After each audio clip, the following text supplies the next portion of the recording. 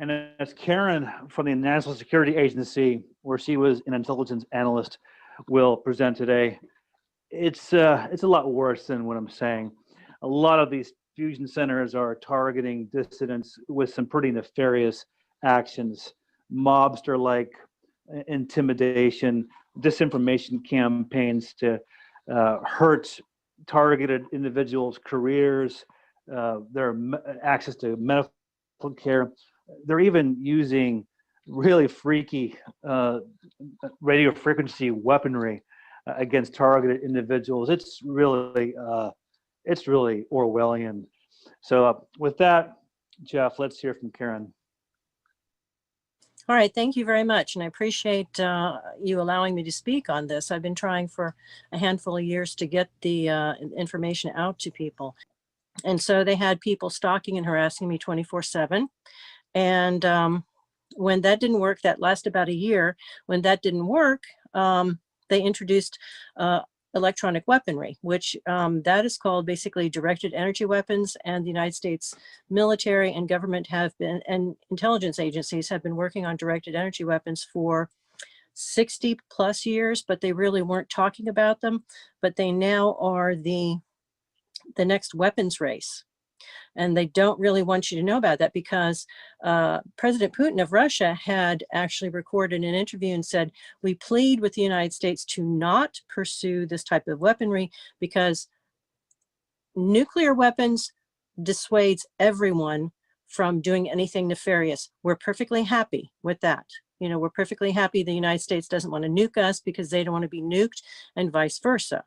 He said, I would advise not pursuing this, but of course, the United States is pursuing it, China's pursuing it, Russia's pursuing it, Iran is pursuing it, and these weapons are horrific, absolutely horrific. They go from anything from radio frequencies to lasers and potentially scalar waves, even though there is some kind of disagreement as to whether that exists or not.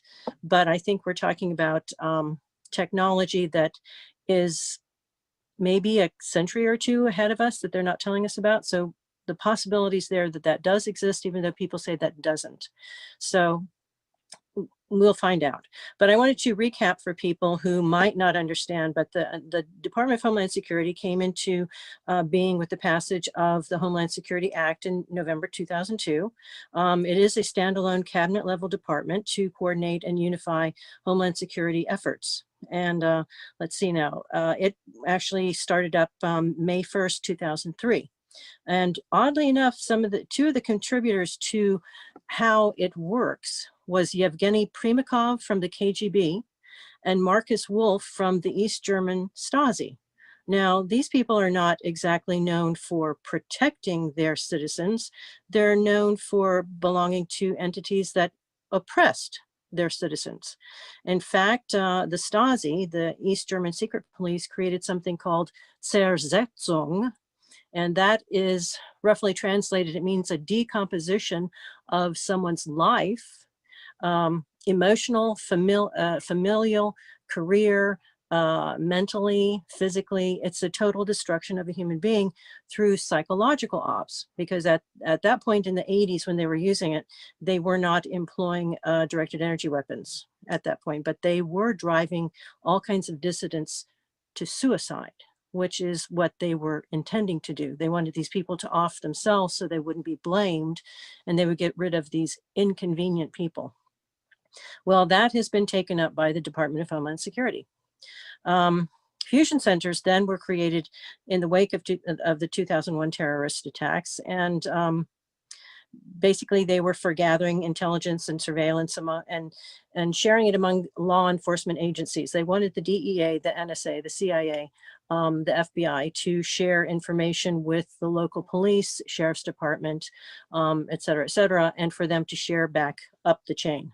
So they didn't want to miss anything, which I find rather ironic because I was at NSA for 9/11, and 2 days after it happened, I came back in and was told by another analyst who worked in a different shop that he and his team in his office had written 6 months worth of warnings about 9/11 that were squelched by Director of NSA, General Hayden and Deputy Director Bill Black.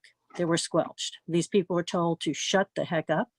They were not allowed to report it, or they would be dealt with harshly. So this man actually was in the hall crying when I walked into work. So I was rather horrified, and I waited for that information to come out and for people to get in trouble, and it never did. I didn't get the man's name, so there was really no one to go to with that information because it was hearsay at that point. 9 years later, there was another gentleman from NSA I met who told me exactly the same story. So I did pass his name to the new 9/11 Commission, and I'm hoping something can come of that. But this only shows that the whole Homeland Security police state concept was fabricated, and it cost almost 3,000 people their lives to create this police state on a false basis. So I wanted to add that because it's horrible. And the fusion centers, like I said, were supposedly created to help fuse intelligence so that people wouldn't be taken unaware again. They have now expanded to about a number of 80 throughout the United States. And as you said before, there are multiple articles through the years saying, what is it the fusion centers are doing? They're spending, millions to billions of dollars, and we're seeing nothing for it. They have identified no terrorist activity of any consequence, nothing that had any value, nothing that came about, that was true. And they certainly have stopped no terrorist attacks whatsoever. So what they did was they started to include crimes and nefarious threats or nebulous threats, claiming people were criminals so that they needed to investigate them. So they would write up something and send it to the FISA court, get a surveillance warrant, and then they would surveil the person to death. All you needed, according to Barack Obama in 2013, was 2 people saying that you were a this or that. You're a bank robber, you're a pedophile, whatever. All you needed was 2 people to say that and swear to it. There was no proof necessary.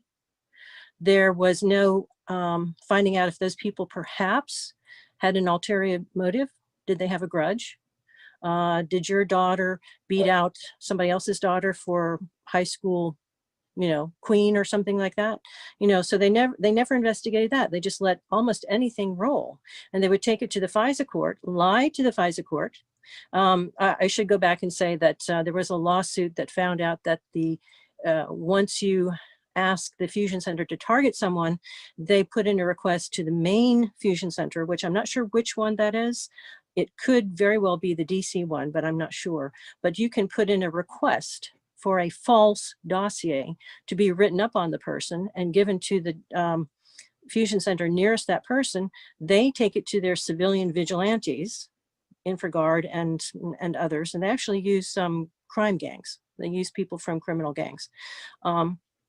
They take it to them and say, okay, this is a person we're going to be stalking and harassing 24/7. This is the supposed crime. And of course, the excuse is, this is social justice because we just can't quite get the evidence we need to actually charge the person and lock them up. So we're just going to destroy them this way.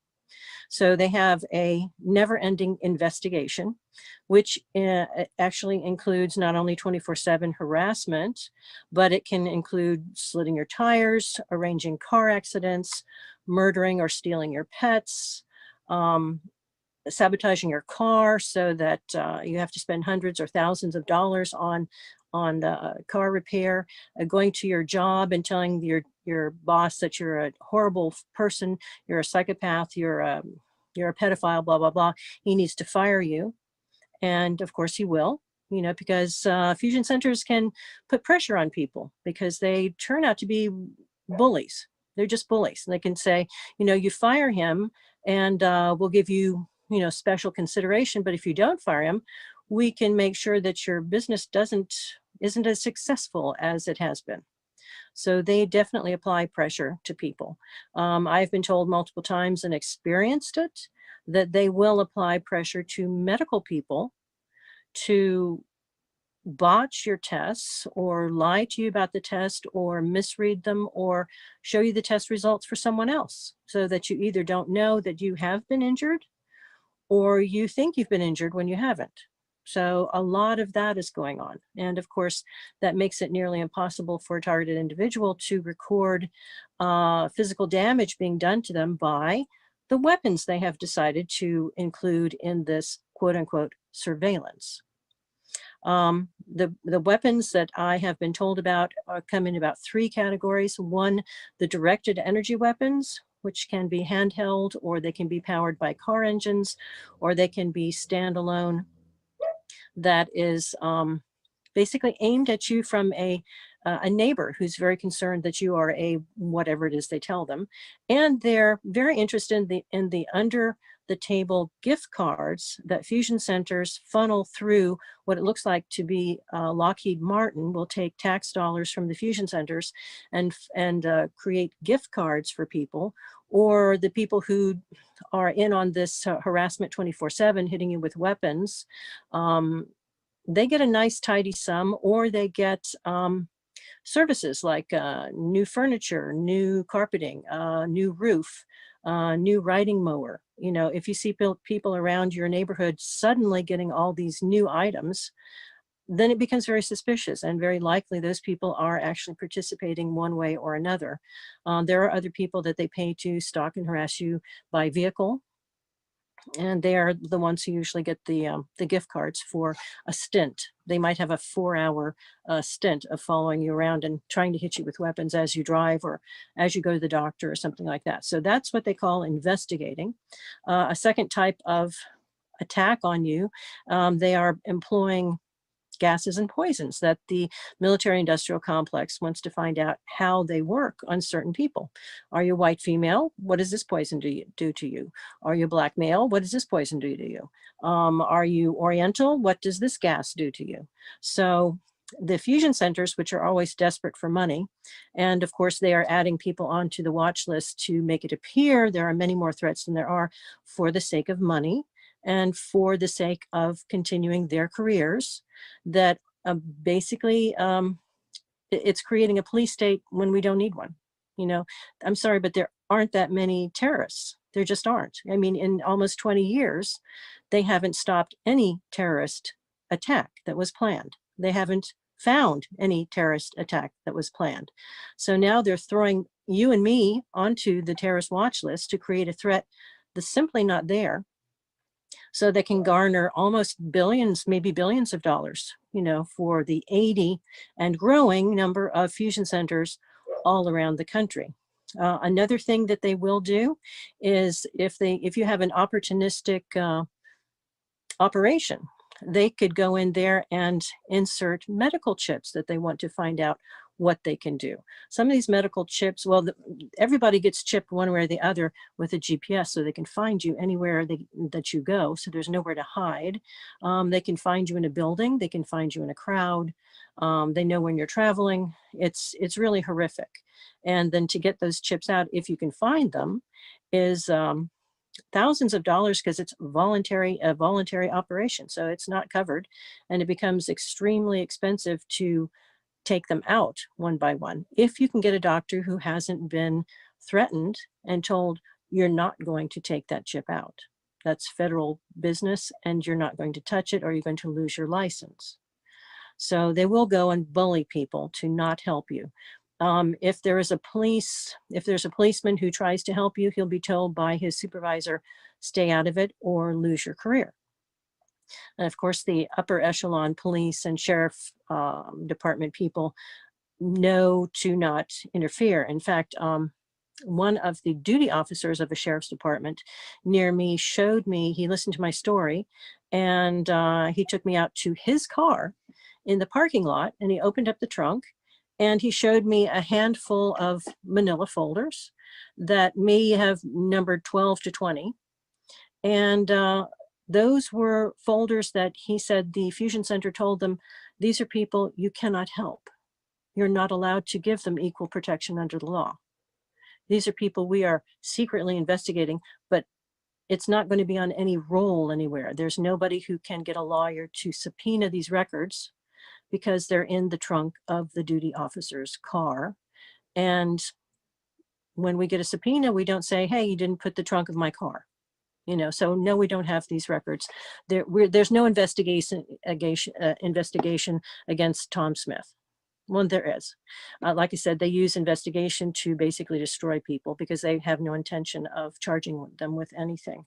But again, when we get back to the third type of harassment and human trafficking, because they're making money from doing this on the side, there are the chips, they're medical chips, and they can basically strategically place them for transhumanism experimentation to see if they can make somebody's arm or leg or whatever move when they are controlling it remotely and the person can't resist.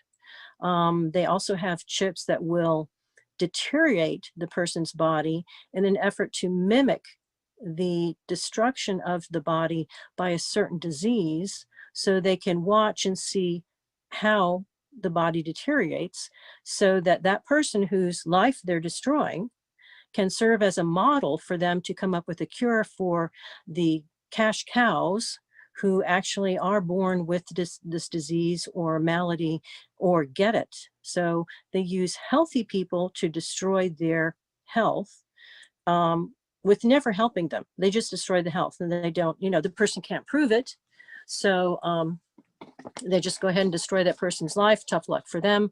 They learn a lot about the disease, and then they charge people who have it millions of dollars to treat them. So they make money off of destroying the targeted individual's life. In all of these cases, gases, poisons, electromagnetic radiation, which can be, it's horrible. I mean, they can hit somebody's whole house with it, and then you have pets and children or parents or husbands or wives die who happen to be near you, and they're just collateral damage, and these people don't care.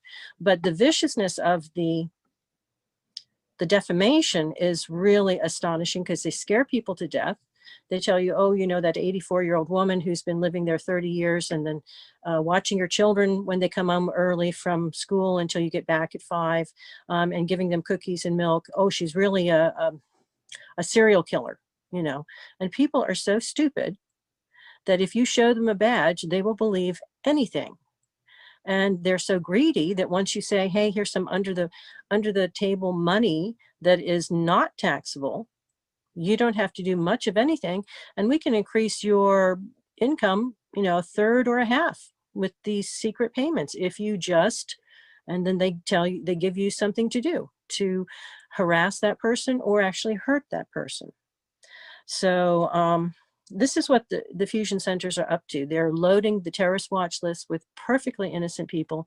They know that they're perfectly innocent, and they're destroying their money, their lives for money. Not only the government money that they're being paid to use to fight terrorists, but they are getting paid on the side by the military-industrial complex, medical laboratories, and they are making some nice little kingdoms for themselves, because they are the town bully. They are the city bully, like the Gestapo. They visit your office and they tell you what to do, and it is becoming pretty well known that if you don't do it, your life can be ruined too. So you better hop on board. Like I said, they are just absolutely destroying people for money, and this absolutely has to stop. It has to stop. And they've been investigated multiple times, and nobody can hold them accountable for this money. In fact, one recent article talked about the Pentagon spending $5 billion in the last few years on paying civilians for, unnamed civilians for unnamed services. So is that possibly going to the fusion centers? It could be. It very well could be. It sounds very suspicious. And multiple federal agencies do help with the fusion centers, though most of the time the state actually controls the main money to it, but they do get help from different federal agencies, and that very well could be. They also have fusion center partners, and what I mean by that is that they've got security companies that work with them, and those security companies will probably be the ones that pick your lock, come in, move things around, just to let you know they've been inside, or they come in and take all your tax work, or they come in and they sabotage this or that, or they come in and steal valuables and you find them on eBay. They come in and they take your baby pictures that are irreplaceable and you never see them again. So they specialize in cruelty, in absolute total cruelty, because they're trying to push people over the edge. Another benefit to them is that they're hoping to push people into reacting, because then they'll say, oh, we told you Jonathan Smith was a bad guy. This is pre-crime.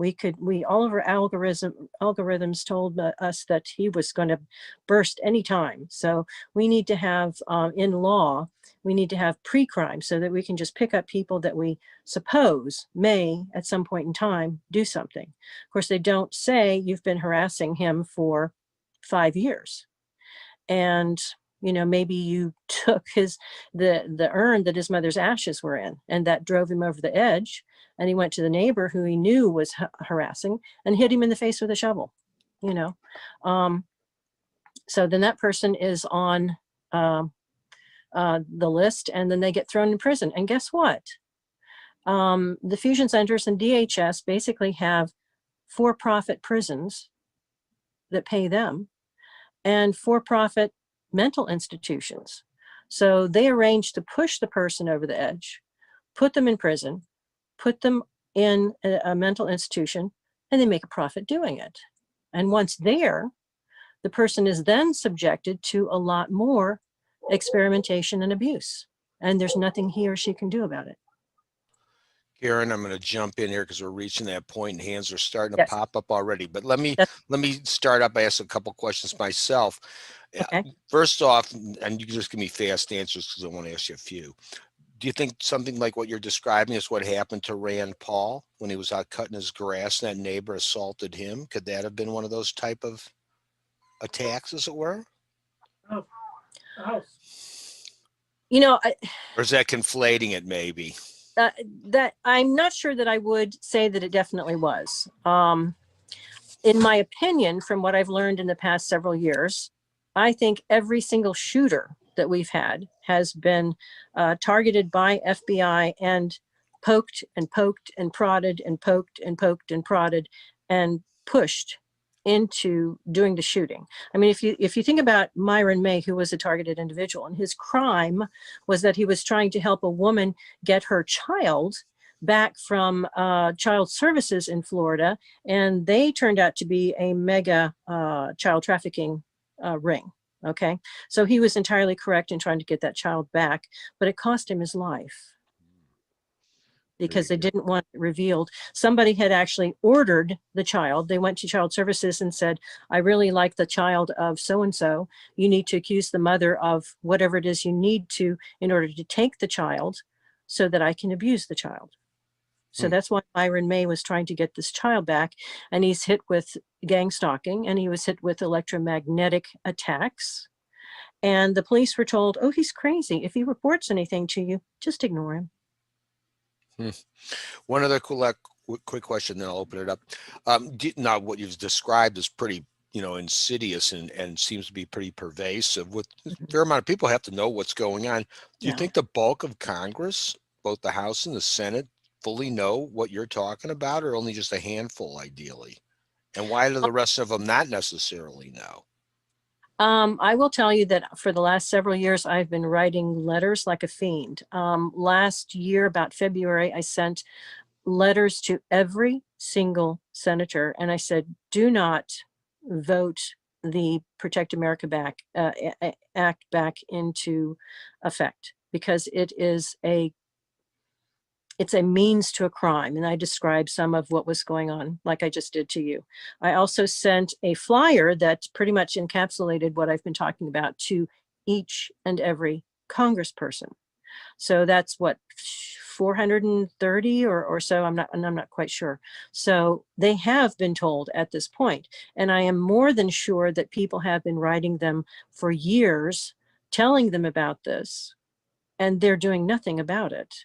They either don't believe them, or they know that's a taboo topic, because the military industrial complex wants this program to continue, because they can't get biospecimens, they can't get consensual volunteers for poisons and gases and microchipping your arms, legs, lungs, heart, brain. There's one woman I talked to who said she was having a problem with her eye. She went to her ophthalmologist, and the ophthalmologist looked in her eye and said, "Oh dear God." And she said, "What?" She said, "There's a mechanism." She said, "There's a machine. There's something that's actually in your eyeball." And she said, "Well, can you get it out? Can you take it out?" She said, "I haven't the vaguest idea how they got it in. And for me to take it out of your eye, I would have to destroy your eye." She said, "This is technology is far beyond what I've ever seen or even imagined." So they have people who go to doctors, and when they're honest, they'll tell them, "I don't know what this is. It's not supposed to be there. This is not part of the human body, but I can't do a thing about it. Because if I took it out, I could damage or kill you, because I don't know how it got there." Amazing. As a little rejoinder to the question, did any of those people respond when you wrote? No, none of them. I will tell you that I have a friend who grew up with a man who became a vice president of a certain country, and I'm trying to hide his identity to protect him. And when the Trump administration sent people to that country, because they've been to many, he cornered somebody from the administration and said, "Look, this is going on in your country, and I suspect it's going on in mine. And if it's happening in both places, it's happening worldwide." And so the person said, "It looks like we need to form a task force to look into the fusion centers." And he said, "Yes." And then he supposedly gave them my name as a point of contact. And a team was alerted to be investigating this throughout the world. And they were waiting for an audience with Trump. Then all of the BLM, Antifa, and election fraud and all that kind of stuff came up. And now, of course, Trump is out. So I'm not sure it would be effective to speak to Biden, because I think that he and certain people like him are completely in sync with this. It's that they have no problem with this. But I mean, it's always worth trying. And I keep writing letters. But that is the best response we've gotten so far. That told us that Trump and his people knew, they'd been told about it, and would consider a task force. So we're hoping that with my letters and with the letters of, frankly, I don't even know how many other people, because other people are writing as well, and we just reinforce each other. We're hoping that at least people who are honest people are talking about this and not saying, "Oh, well, this one crackpot keeps writing." But no, this is the 15th letter on this topic that I've gotten. Something's going on here. And I made sure to find out and ferret out who the congressmen were on the directed energy weapons caucus, and wrote to them saying, "You are being played for fools. These people are developing weaponry using innocent people and destroying their lives. So this is not a good thing." So I have basically found out as many people as I can who are directly or adjunctly involved in this type of thing, and telling them that people are being hurt by this. This is not a noble cause. This is not weapons development the way that it should be, by using people who are non-consensual, and by destroying their lives and destroying their reputations in order to do so. Well, I'll tell you, it's going to be important that we follow up as far as being a part of that, continuing the conversation, because we're going to want to get some infrastructure in there on how we can, all of us, write letters and help others be able to write letters too. So we'll reinforce what you're doing. Kathy, I see your hand is up. Yes. First of all, it seems like that is starting to will take place very much in the Biden administration, because I've heard people on TV saying those of us who support Biden need to be deprogrammed.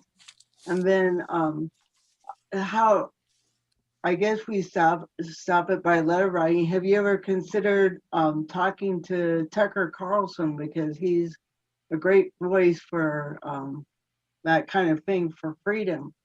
Have you considered Tucker? Yes, I tried to contact many mainstream journalists, and I get ignored. In fact, Laura Ingraham she was the only one who had an assistant contact me and talk to me at length. And I was basically told, no, sorry, we're not interested. Oh, that's too bad. 'Cause I see that this under Biden, this could go on steroids. Very possibly. Have you been able to get on, like, say, Alex Jones or OANN or Newsmax or anybody of that ilk even? No, I don't get responses. They don't believe me, or I think I got a response from OAN saying, this is preposterous. We don't believe you. Well, they're very fearful then, that means, because why not even let it be aired and let the audience decide type of thing? Crazy. Charles, I see your hand is up. Thanks, Jeff. And I was going to invite folks that are on this call that have some relevance to the topic to comment specifically. Marianne Petrie has presented on this show about, family court abuse, and Karen did mention that case of Myron May, who died trying to rescue, a child from trafficking in that system. And, Tyler Nixon has worked with Roger Stone, and he has a lot of Patriot friends who I guess are brand new targets, and I'd love to hear his take on that as well. Curious if anybody on the calls actually has something subjected to them like she described here today. Heidi, I see your hand is up. Yeah, I'm not sure. Can you hear me? Yes, yes, you sound great. Yeah, I've had actually quite a few. Tim Ferner, who was a former chief staff, he lives in New Zealand, and I've had some other guests on a show that kind of confirm the same sort of thing, and it's very scary. It's very scary. I remember the first time I started hearing this, I was like, oh my gosh, what the heck? Are you kidding me? Because it's almost unbelievable to a lot of us. And I think, some of these things that Karen's talking about, from what I've heard from other whistleblowers, are that this is something that's, some of those things are egregious and they're saved for like top people that are really nuisance issues. They're not just doing some of these things to just everybody at the grocery store, but certainly they have the ability to do that. And they use CPS, definitely use CPS. They use your children against you. I've been retaliated against recently, and I had somebody call CPS and just on my 17-year-old daughter, and she's a dance team captain. She's great. So I mean, this kind of thing happens, and it's the only thing we're going to do to combat it. From what I talk to everybody, is to join together. Everybody. We have to get rid of the political rhetoric and join together and say, hey, we got to protect each other. So. And tell us about your show, Heidi, real quick. I am an associate producer for CBS. My own whistleblower story was on CBS Whistleblower with Alex Ferrer, they're in hiatus right now. I do a podcast right now that just started doing video. It's called The Whistleblower Revolution, and you can go to whistleblowerrevolution.com. We're just starting our 3rd season. We have some John Kiriakou and, a lot of other friends of yours here too. Other whistleblowers. So it's everywhere you podcast. It's been picked up everywhere. It's great. CBS executive producers have been helping me and kind of took a shining to me. So it's a great thing. It's a good thing. So you can go to whistleblowerrevolution.com and check out more. If you want to know more about the interviews I've done, or like other whistleblowers, they have some really compelling stories, along with just like Karen's, that you just kind of want to scratch your head, because mainstream media does not show this kind of stuff. So it's a lot more exciting than most of the stuff they do show. You'd think if they're looking to get eyeballs, this would really draw them in. I would definitely say you need to follow up there with us afterward, Heidi. We'll do some coordination on the site as far as what you're engaged in too, just like with Karen. Jonathan, I see your hand is up. Hi, Karen, that was a very excellent presentation. Confirmed a lot of things that I think. I actually worked in a fusion center for about 3-4 months out of Microsoft's Building 34. And I can't really talk about much, but I can tell you that I was hired probably because of my presentation on AI. So, and they were working on a lot of really interesting things. And basically, these fusion centers, the private and the public, work together through the private-public partnerships that were established through the financial system a long time ago, as you probably know this. And then also the Intelligence Committee has full authority over money and the Treasury, et cetera, for the government. That control was actually switched over in the early 2000s or late 90s. I don't know if you've been able to confirm that or know about that, but I can look back and see if I can find that piece of intel, and I can forward it to you.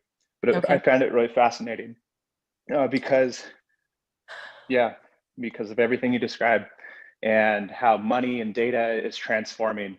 And if you understand deeply and like the foundations of how that is, you will be scared shitless, because I am. So, and I actually understand those radio frequency devices that you talk about. So, because I was targeted. Well, they can burn you. They can, and I don't mean just, ooh, that burns. I'm talking about waking up with 2nd or 3rd degree burns from being hit overnight.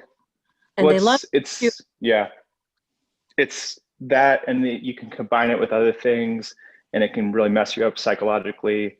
So yeah, totally. Jonathan, Charlie here, and you decided to do something about it commercially around more secure money and blockchain, correct?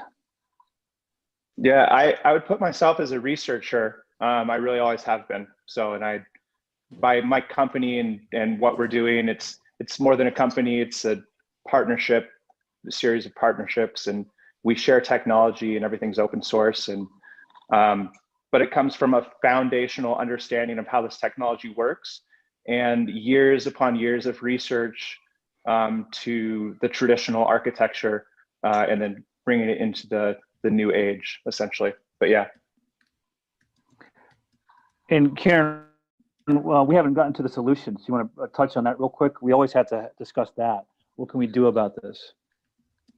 Well, I would say the more letters, the better. And the more letters, not only to congressmen and senators, but seek out the Directed Energy Weapons Caucus again, but also write to your governor, write to your attorney general. I mean, I wrote to every single governor in the United States. I wrote to every single attorney general in the United States. I'm not asking people to do that. I'm asking them to pick out their state and go to governor down to the local police chief. Tell them that, you know, find some of the articles about it. And if you're not targeted, you know, you could write to these people and send them some articles that you've seen, and say, you know, I'm very concerned about this. What is it that you're doing about it? Do we have sufficient laws? You know, if one of my neighbors decides to drive me out and use an electronic weapon, he can aim at me from his garage, which is his property. What can I do to have the police actually remove this weapon from him? Because frankly, technically, federal law says that that is a weapon of mass destruction, and it is not allowed for a civilian to have it. It is not allowed for civilians to be targeted with them, because those are war. So do you have corresponding state laws that we can go to get these weapons removed? You know, I mean, also write to your local FBI, but I would say, you know, the FBI is in on this, so you can leave a paper trail, and then you can show these people, I've contacted all the proper people and they do nothing. So I think we need laws that address this specifically so that we are not murdered in our own beds. And I will volunteer this to you, the type of health problems that I got. And, you know, I always used to tease that well into my 50s, I was obscenely healthy. You know, I have very good genetics, you know, thank the Lord for both sides of my family. And I used to say, you know, we either live into our 80s or 90s or we're hit by a bus. So we have very good genetics, but overnight almost, when I started being hit with these weapons, I developed bleeding in the brain, a lesion in the brain, which is not uncommon because they can make you have a stroke and die, a damaged heart, and damaged retinas. So I've got vision damage, and my main hobbies have been photography and art. So that doesn't go well with that. And there are other problems, but they came almost overnight. And so with the type of heart damage or with potential stroke, I'm not going to see 90 like my mother is. My mother's 90 and my dad's almost 92. I'm not going to see that, because my body has been too damaged from the directed energy weapons. And I have been, I'll wake up and I will have burns, which is radiation dermatitis. And the potential for this type of 24/7 attack to cause cancer is very good. It's almost a given, and you will die from something that this induces. Carrie Ann, I saw you were making some comments. You want to talk a little bit out loud about it? I can. Can you hear me? Yes. Okay. Everything she has said has scared me. But as far as, like the family court system and CPS, they're not playing around. They target people, and then they target the families, children when they grow up. What do you think of that? What do you think of, I know there's no getting rid of CPS, but they're just ruthlessly going after people, using family court as a platform as well. Lawfare. I mean, the mafia basically has taken over and is using all of our laws against us, and it's such, the idea that human trafficking, child trafficking is more lucrative than drugs is astonishing. It truly is astonishing. Plus, some of these children, I'm afraid, are not only abused in the way that we know that they're being abused, but they're also being used to harvest adrenochrome, which is also a drug that rich people are paying tons for. So again, it's money, money, money. And these people have gotten into every single one of our institutions, and they've made sure that nothing works. There is no justice. There is no law. It's only who you are. And then when they find out who you are, if you have money, then they twist the laws to serve you and to oppress or suppress somebody who's complaining or asking for justice. So the whole system needs to be overthrown, overhauled. The best way I can think to start is to make these people aware that and numbers of us write and say, we know. I mean, you could maybe get a group together and say that we want this change. This is not tolerable in a real civilization, but I would say you might want to do it with a number of people. It might be safer, or you might make an organization, just make up the name, make an organization and send it as that organization and say, this is an organization of 25 people. And we know about this, and we request that you look into it and you stop it. Because if you're too vocal, you might become a target when you weren't before. I do it because I'm already a target. What the heck, So that's one way to start. And then, talk about it. Talk about it at churches, talk about it at bridge clubs, talk about it with whoever you get together with. Talk about it while you're watching a football game, or before or after, or at dinner or something. And say, oh, who should we contact about this? Do we know a pastor or a priest who is an activist and would say, hey, the Catholics won't stand for this. Hey, the Episcopalians won't stand for this. Try to get news out like that and just get voices talking about it, because cockroaches don't like the light. So shine the light on them. Real quick, I was going to say before squeezing the last question, is there like a little one-page flyer or anything you've got up on your website that kind of gives a synopsis for all of us that are neophytes that we can circulate at that bridge club, as it were? I can send you something if it's not on the site. Like I said, I did the site, and I gave the gentleman a bunch of flyers and letters to put up, but I don't know if he's completed it all. Well, there's an awful lot. I can share my screen for a minute if you can take a peek, because then we can make sure we focus in on it. but here's your documents page. See if I can read it. One with the best one right now, in my opinion, is it's just called One Page Flyer. I don't know if he has it up. Nothing titled as such. I will send it to you. If you will, because again, that's what we're going to want to focus in on in our continuing the conversation page. We'll have one up for her. So we'll certainly want, when you click on there, you'll be able to learn a lot more about this and get more engaged. Because, you know, obviously, like, and, you know, it's kind of comical how this becomes in a sad way. This is the theme every time we do this show, is it's down to you and me to make it happen. There's no legislation, no one to vote for. It's like there's no one to help you other than helping yourself. And if enough of us help ourselves, we're really helping each other. So I hate to hear that, but you know, it's the truth in everything typically. Jonathan, you've got the last question. Are you there?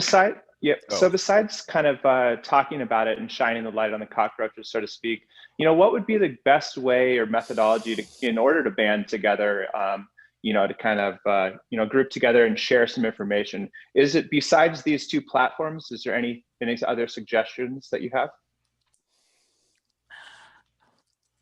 You know, right now I'm at a loss. Like technology, maybe? I found it really interesting to see the influx of specific users onto both Telegram and Signal. I've had those for almost like a long time now. So it's been very interesting. Well, I got a couple of new accounts, I think on Gab and Cloud Hub, and I've been trying to put up all the most recent interviews and some of the early articles just so I can get the topic out there. So do you understand like IPFS and that kind of stuff, or just like different types of database structures, as far as, because the internet's here to stay. Like we have satellites that are beaming down the internet and connecting everything together. So unless you can shoot satellites out of the sky, you know, it's not going to go away. So do you understand like the IPFS and like being able to securely put data in the internet so anyone can access it and it can't be shut down? no, I really don't. I would, you know, people say, what's your NSA? You should be like highly technical. No, I was not highly technical. Yeah. I was writing a journalist. Is basically a top secret journalist. So I was not very highly technical at all, except for the ability to, you know, do the work and submit it there, you know. So I did, totally. I can't and build something myself. I don't have the, you know. No, totally. I get it. Me too. I'm more of a designer, but I work with a lot of super technical people who are very capable as far as this goes. I could provide some solutions for that if anyone wants to reach out. I believe I dropped my email in the chat. Okay. All right. That sounds very good. Excellent. Thanks. That was a good little final question there. Karen, appreciate you being here today. This was really enlightening and hopefully motivating. Thank you so much for allowing me this platform to get the story out to more people, because like I said, probably 80% of the people are random. You know, I mean, you've got the whistleblowers, you've got the journalists that they don't like their stories, you've got the neighbor who shudders that the fusion center head doesn't like the color of. I mean, it's ridiculous. And they go after ex-wives and anybody for petty vengeance reasons. But 80%, as far as I can tell, are absolutely totally random.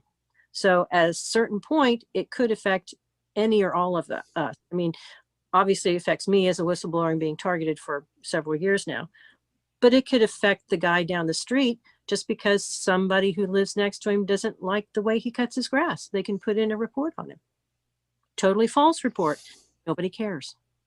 They don't care if it's outrageous. They just say, oh, another tick box. You know, we've got another person to tell the government that we're having to watch. So that's cha-ching, more money.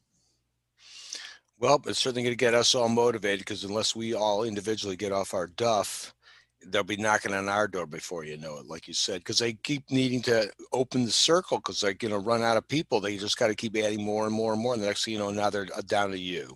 There you go. Yeah, it has to be. Thanks again for today.